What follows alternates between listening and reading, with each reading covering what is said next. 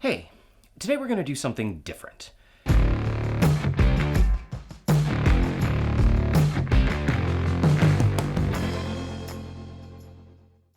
There's so much diversity in the market, so many different ways to do things, that it can be overwhelming.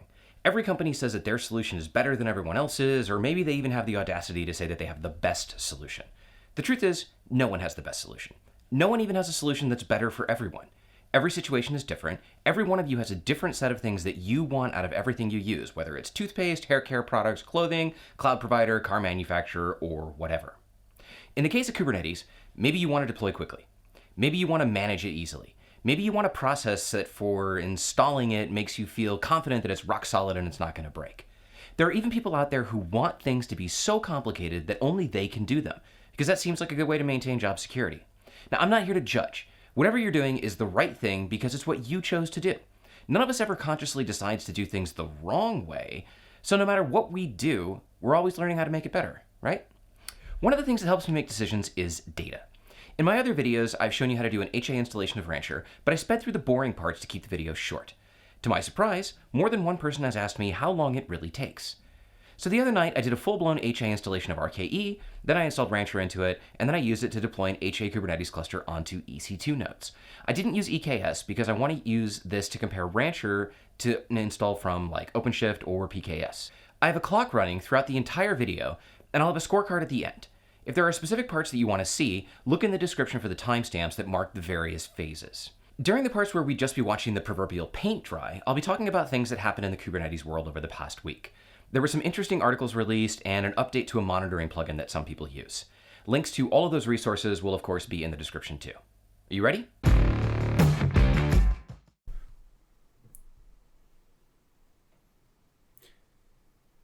First order of business, I want 3 Rancher server nodes. These don't have to be very big. T2 medium maybe, T2 large perhaps.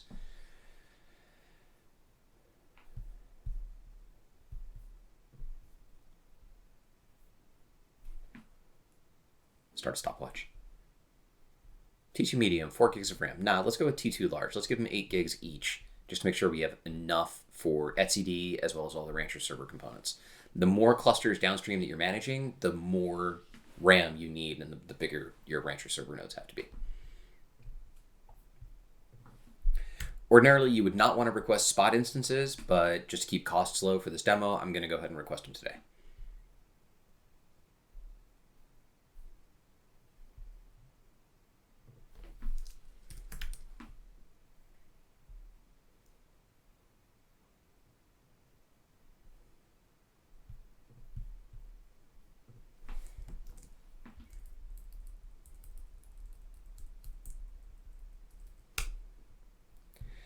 This little snippet of cloud config will make sure that when the nodes come up, they get updated and they get Docker installed.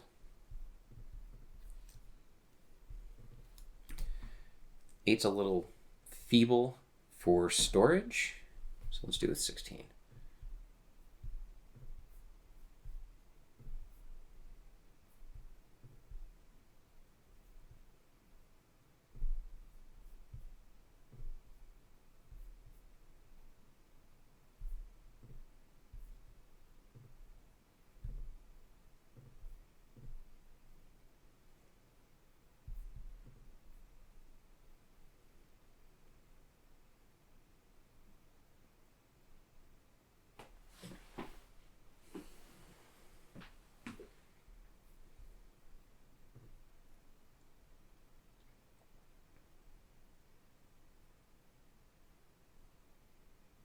We've got our 3 nodes. While these are coming up, let's just set some names here so that we know what they are.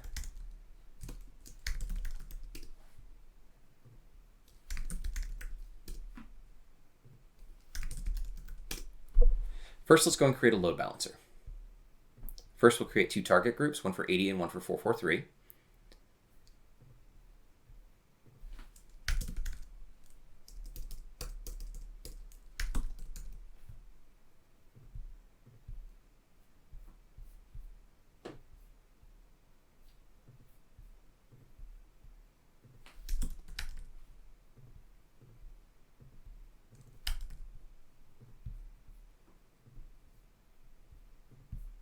And then we will create a network load balancer, because all we have to do is map TCP through. We don't need it to actually pay attention to the HTTP component.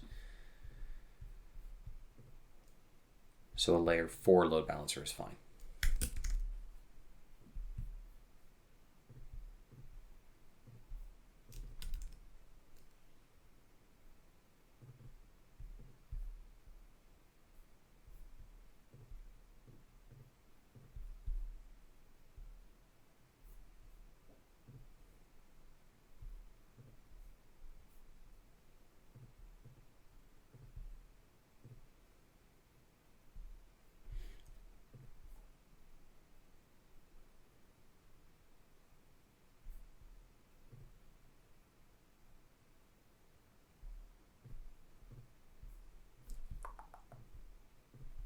Didn't actually put anything in the target groups, so we'll go back and do that now. We also need to add a second listener. Well, sorry, not add a second listener, but fix TCP 80, because by default they both forward to 443. That doesn't make any sense at all.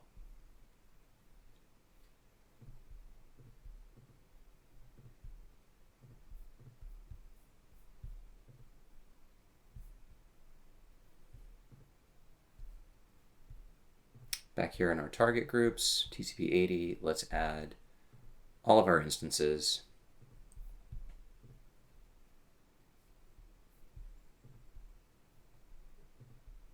Actually click add to registered.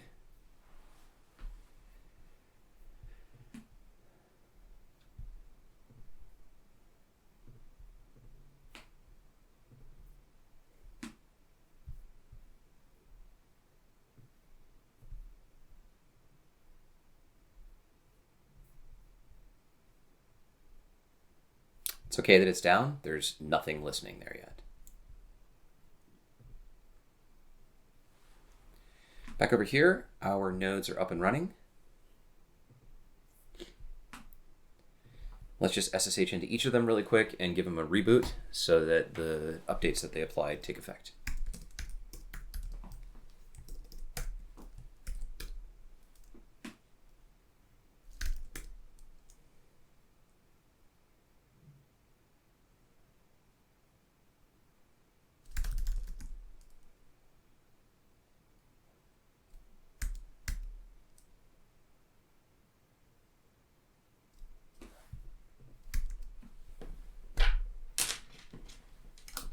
Having a weird issue with my keyboard being super laggy.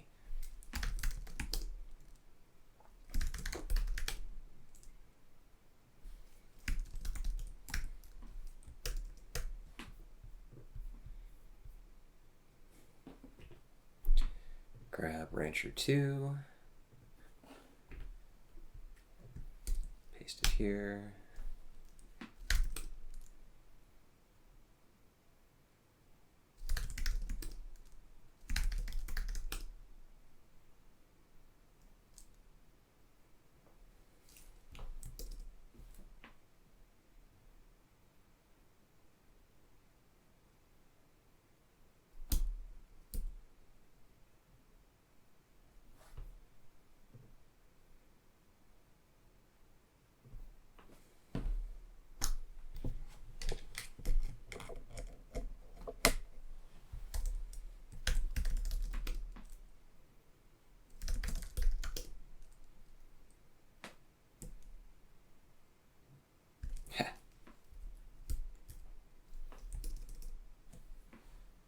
That would have been funny.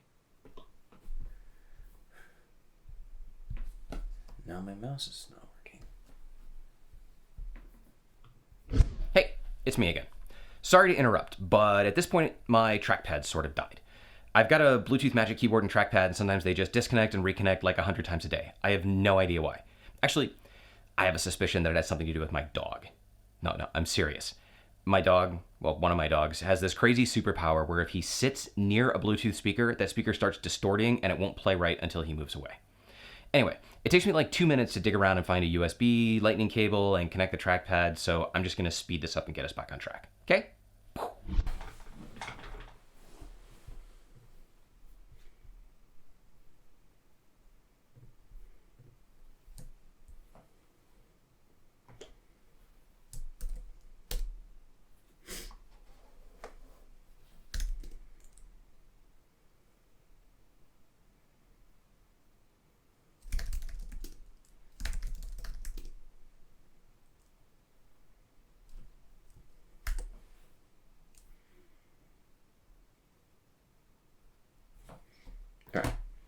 That's going to be back up in just a second. We are going to do an HA installation of Rancher. So we've created the nodes in the load balancer, and now we're going to install Kubernetes with RKE. So for that, we will run RKE config.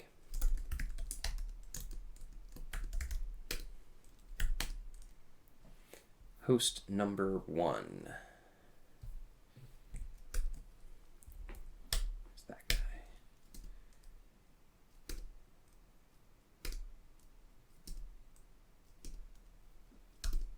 We want all 3 of our nodes to have all 3 roles.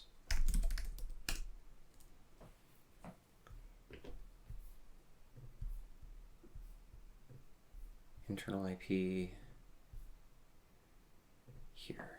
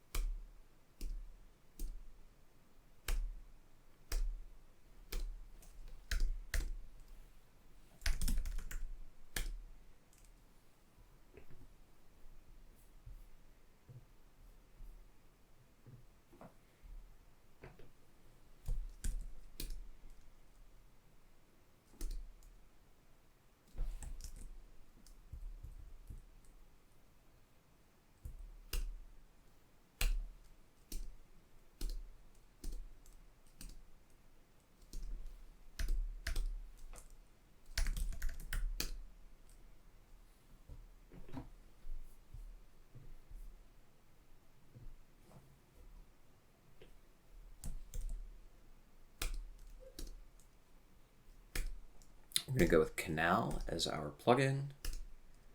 We're going to keep the rest of these at their defaults.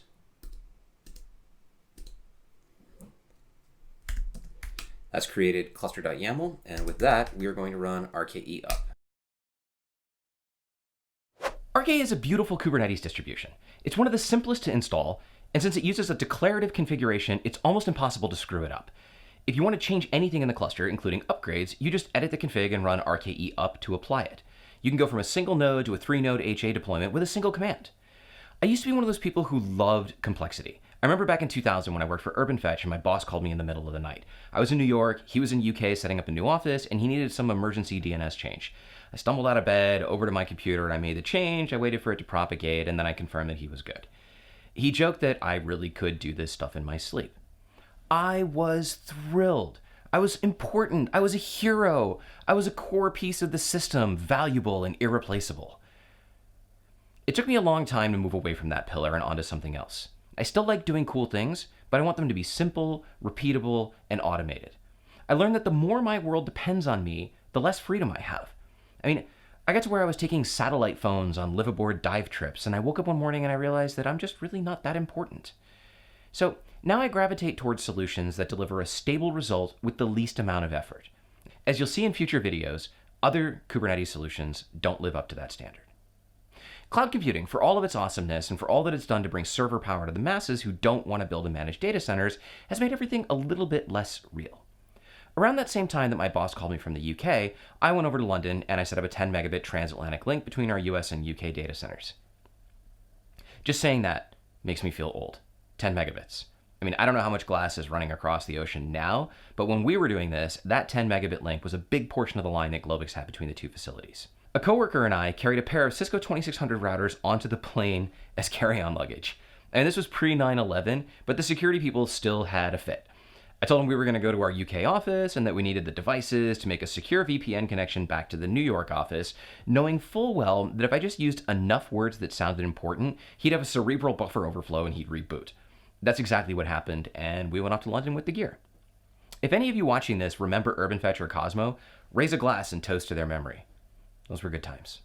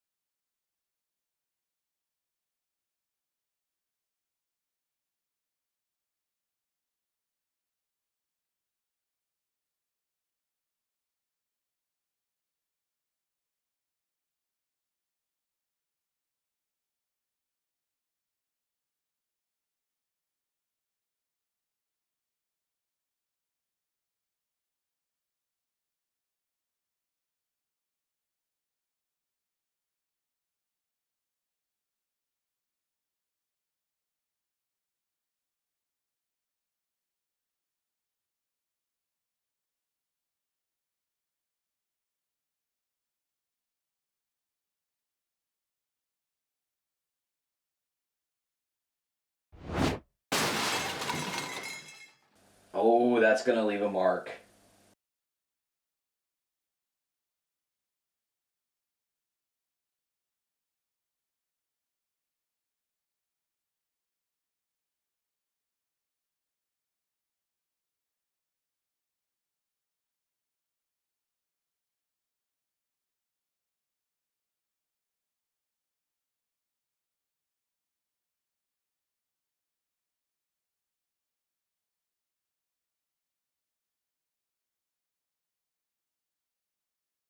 All right, RKE is done. So that's an installation of Kubernetes. And that took literally 4 minutes to do. 4 minutes, Kubernetes cluster. But now let's turn it into a Rancher Kubernetes cluster. So for that, we need to move on.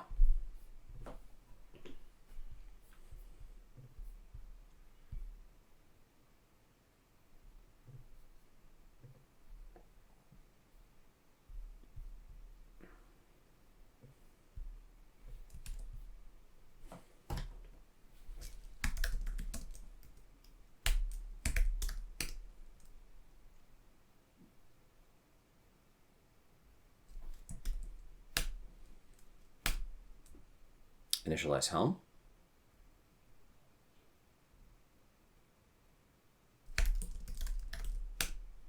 That installs pretty quickly. Give it a moment. While that's doing its thing, let's jump out and update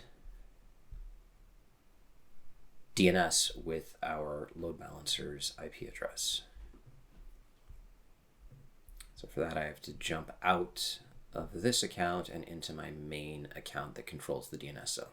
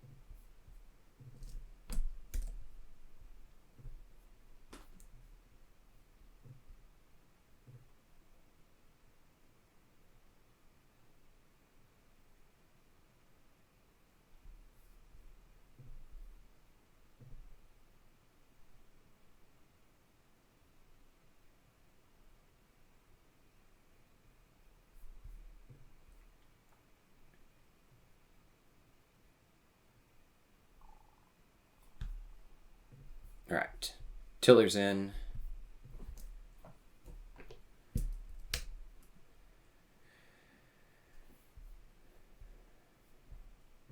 So now we move on to installing Rancher. Add the Helm repo, designate that we want to use Let's Encrypt certificates, and do the install.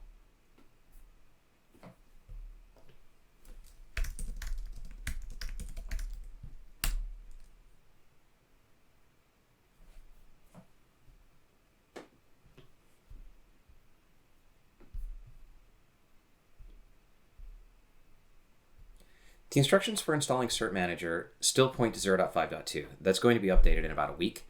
So for now, we're just going to ignore this and we're going to install Cert Manager ourselves directly from Jetstack.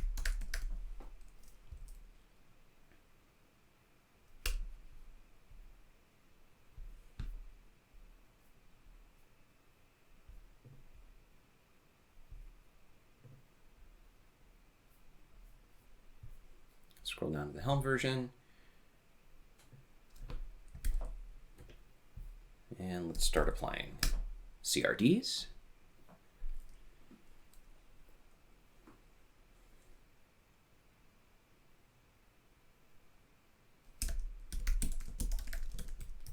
Create a namespace.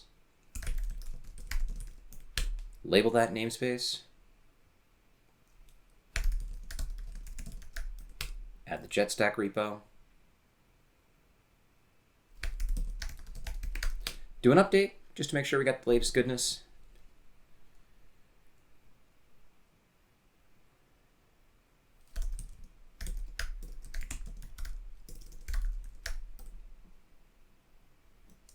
That's not what I want. And that's what I want, except we want to be on 0.9.1 now. Namespace cert manager, name cert manager, and that is that.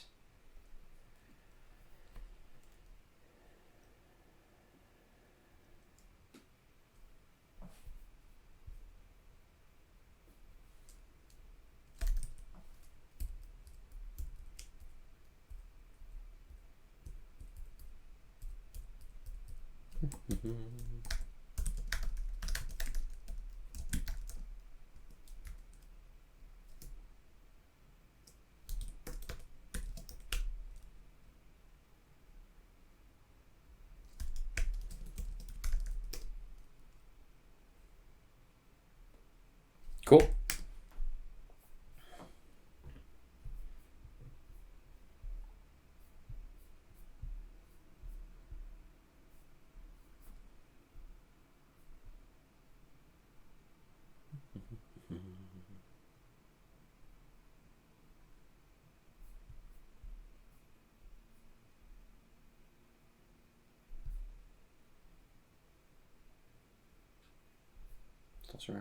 There we go. Don't know why that was so hard to find.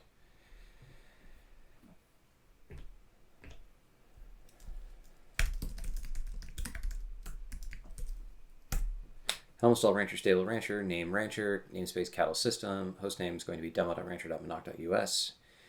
We're going to use Let's Encrypt, and we're going to set it to my contact email.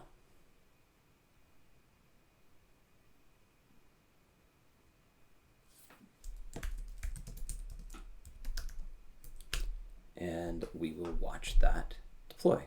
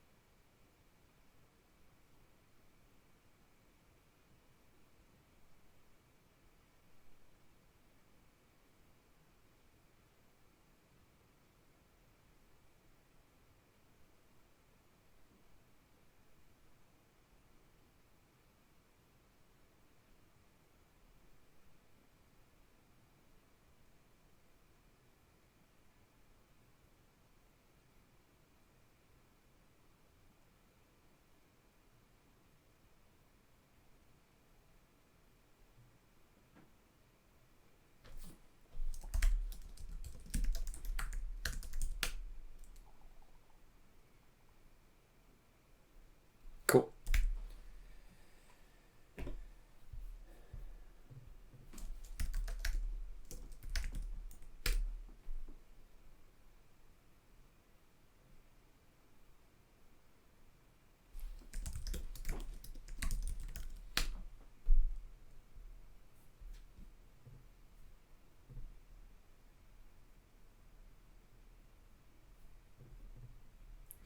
When you first create your environment and you connect to it, this will take some period of time to update. The easiest way to force an update is to just edit and then save. And now you're good to go. All right. That is the Rancher server cluster. Now, let's deploy an EC2 cluster. Rancher is unique in that it will deploy directly into hosted Kubernetes providers, but if we want to compare this apples to apples with something like PKS, let's instead deploy it into AWS compute instances. The first thing I'm going to do is create a set of cloud credentials.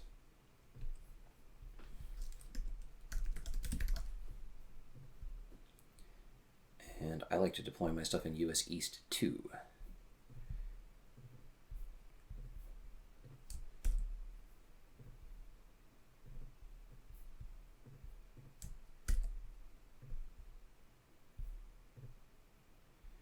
Now let's create some node templates.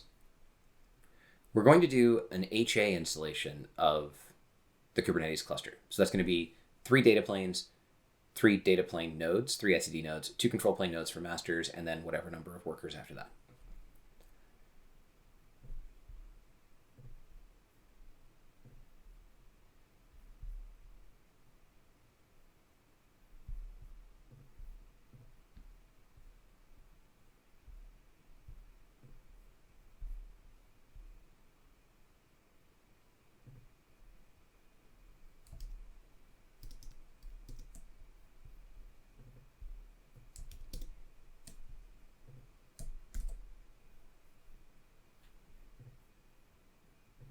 And again, ordinarily you wouldn't request spot instances for these, but I want to keep costs down for the demo.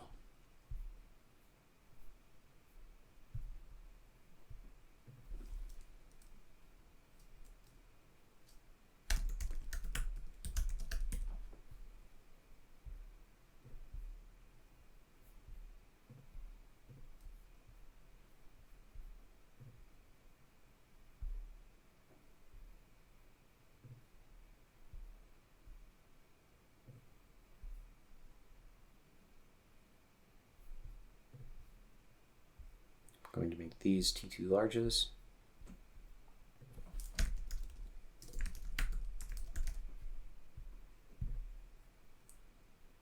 So we have two node templates. Now we can come over here, say add cluster, Amazon EC2. I'm going to call this the demo cluster. And we're going to have data 3. We'll put those on medium, and those will be etcd. Control 2, also on medium. That's control plane. Worker, we'll just start with 1, and we'll make that a worker node. And let's create.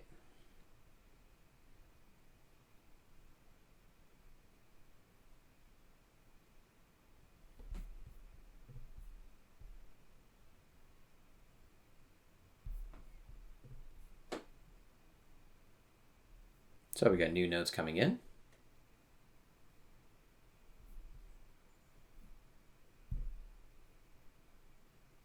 Let's wait and see what happens.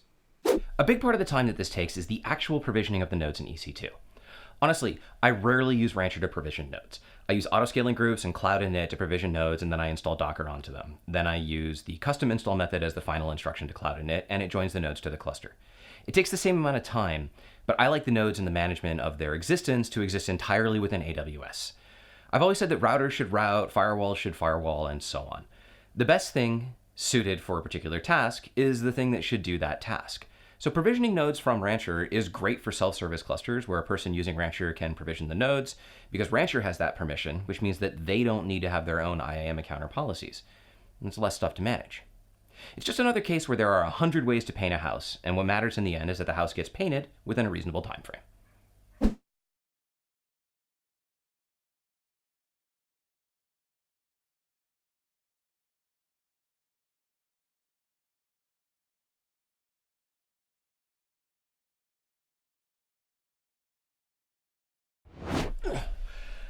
Hey, did you see that last week Containers released a lightweight service mesh for Kubernetes? Containers are the people behind Traffic, and their goal is for Mesh to bring service mesh functionality to Kubernetes in a way that's easier than Istio, Consul, or Linkerd. I've only just started to look at it, but from what I can tell, the idea is that it brings all of the functionality of Traffic into the cluster for intra-cluster communication. So with Mesh, you'll be able to use things like circuit breakers, retry attempts, waits, load balancing algorithms, and anything else that Traffic supports directly, but with your in-cluster workloads. And you can do so in a way that's opt-in and non-intrusive. Other service mesh solutions use a sidecar approach, where a container is injected into the running pods. That container controls the networking, bridging the pod to the service mesh, whereas Mesh uses an annotation instead. You label your pods with their intent to participate in the service mesh, and you add additional annotations for the features that you'd like them to use. Mesh does the rest. Honestly, I haven't gotten my hands dirty with anything in the service mesh arena. It's one of those things where I'm wondering if I need to be using it, and if I'm wondering that, then I probably don't. But Mesh sounds like something that's worth checking out. I also want to check out Glue and Superglue from Solo.io. I've chatted with those guys a bunch at conferences, and they're always super chill. Their products look awesome. Glue's an API gateway, and Superglue is a service mesh orchestration platform that feeds into their idea that we're going to need to manage multiple service meshes in an agnostic fashion. Looks like cool stuff. If any of these things sound interesting to you, or if you'd like me to make a video about using them, then of course, let me know in the comments below. It's always a case of having a finite amount of time and an infinite amount of stuff to learn, right?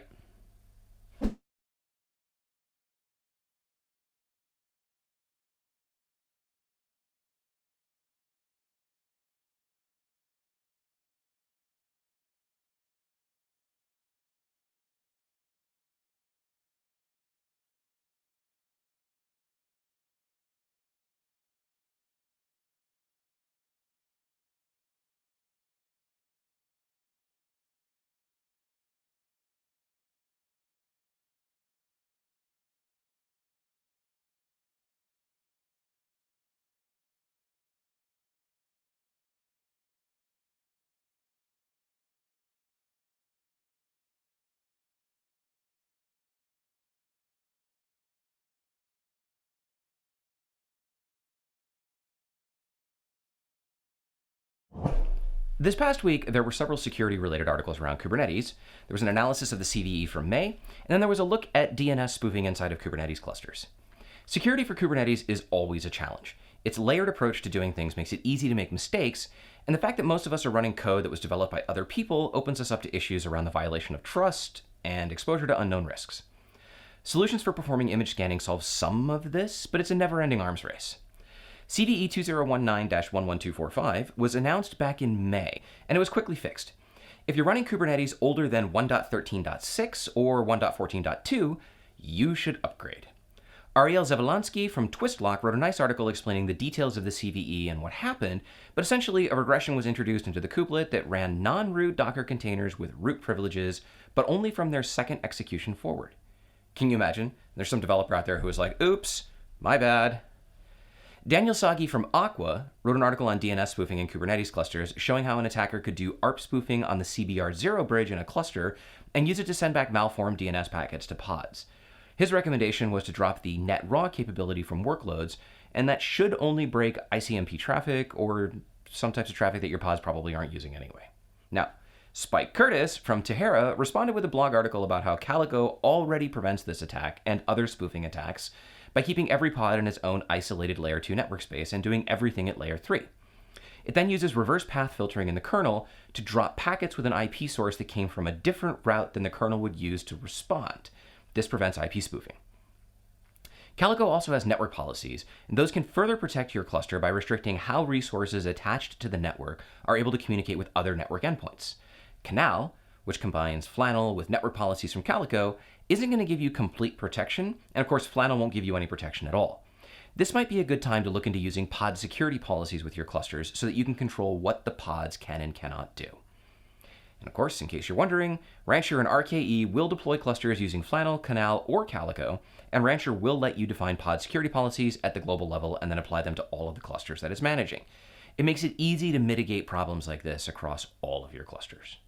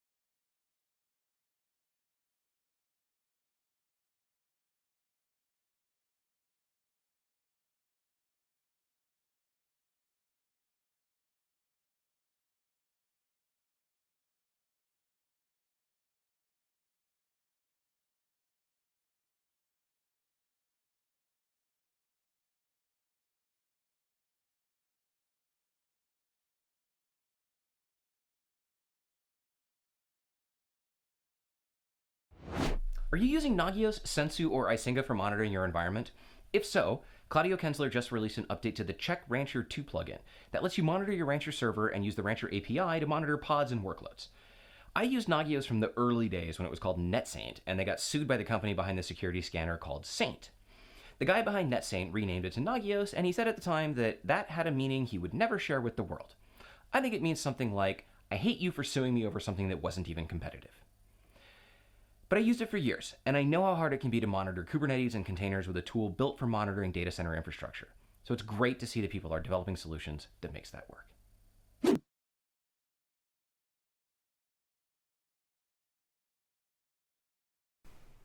All right, Kubernetes is up.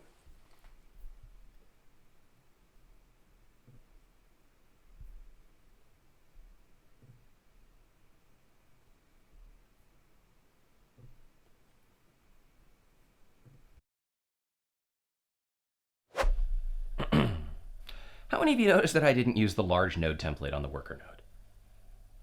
No worries though. The cluster's up, it's ready for use. If it was a real cluster, I would have deployed a second worker node from the correct template and then drained and scaled the wrong pool down to 0. Even if there were real workloads on the cluster, they would have just moved to the correct node. So what's the final score?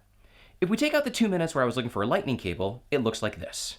9 minutes to deploy the Rancher nodes in EC2, 2 minutes to configure RKE, and then 4 minutes to do the RKE install. That's just sick. A full HA Kubernetes installation in less than 5 minutes. Then it took 6 minutes to set up the Rancher prerequisites like Helm, Tiller, and the cert manager, and then 90 seconds to install Rancher. Once we're in Rancher, it's another 3 minutes to define the cluster, and then after EC2 takes 2 minutes to create all of the nodes, it's 6 minutes for Rancher to install Kubernetes onto them. All in, that's 33.5 minutes to go from nothing to Rancher and a production cluster. If we want to look at it differently, it took 22 minutes to install Rancher, which consisted of 9 minutes to launch the EC2 nodes, 6 minutes for RKE, and 7.5 minutes for Rancher. It took 11 minutes to launch a cluster with Rancher, and that consisted of 3 minutes of prep, 2 minutes for EC2 to launch the nodes, and 6 minutes for the Kubernetes install. I already know how long it takes to install OCP4 and PKS, so I can tell you that these numbers are fantastic. Who would you like to see that compared with? OpenShift? PKS? kubeadm? Let me know in the comments below. You can also find me on Twitter and Instagram, LinkedIn, and all of the other places except for Facebook. So please click the thumbs up icon to say that you like this video, subscribe if you aren't already, and click that bell icon so you get notified when new videos come out. I put out a new video every week, and if there's anything that you'd like to see in a video, let me know. I make these videos for you, and I'm happy to make anything that helps you guys out. Thanks so much for watching. I'll see you next time.